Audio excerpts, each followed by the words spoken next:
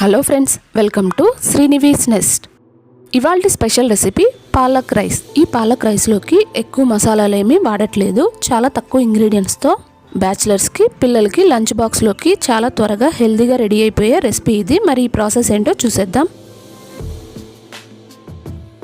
ముందుగా మిక్సీ జార్లోకి శుభ్రంగా కడిగి కట్ చేసుకున్న పాలకూరని వేసుకోవాలి. ఈ రెసిపీ కోసం పచ్చిమిర్చి మాత్రమే వేసుకోవాలి. ఇక్కడ నేను 2 పచ్చిమిర్చిని వేసుకుంటున్నాను.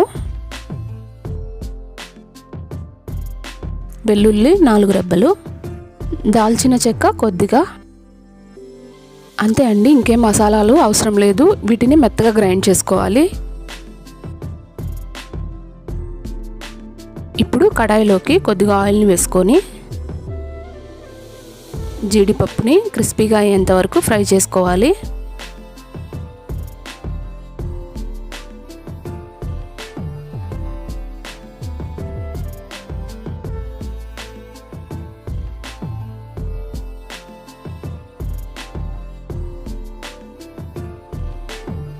జీడిపప్పు ఫ్రై అయిన తర్వాత కట్ చేసుకున్న ఆనియన్ని వేసుకోవాలి.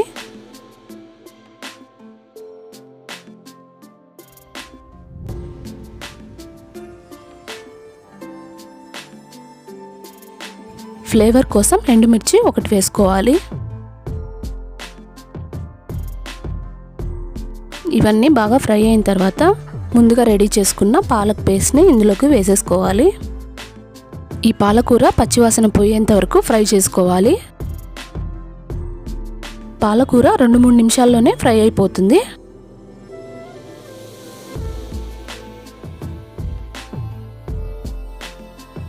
ఇప్పుడు ఇందులోకి రుచికి సరిపడా ఉప్పుని వేసుకోవాలి.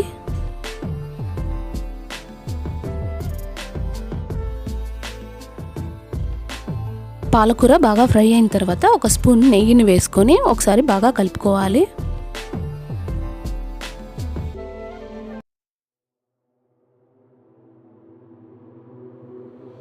ఇప్పుడు ఇందులోకి కుక్ చేసుకున్న రైస్ని వేసేసుకోవాలి. పాలకూర అంతా రైస్కి బాగా పట్టేలాగా ఇలా కలుపుకోవాలి.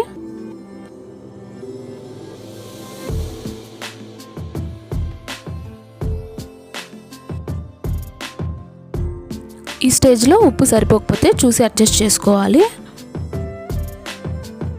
అంతే అండి, ఎంతో టేస్టీగా ఉండే హెల్తీ అయిన రెసిపీ పాలక్ రైస్ రెడీ అయిపోయింది.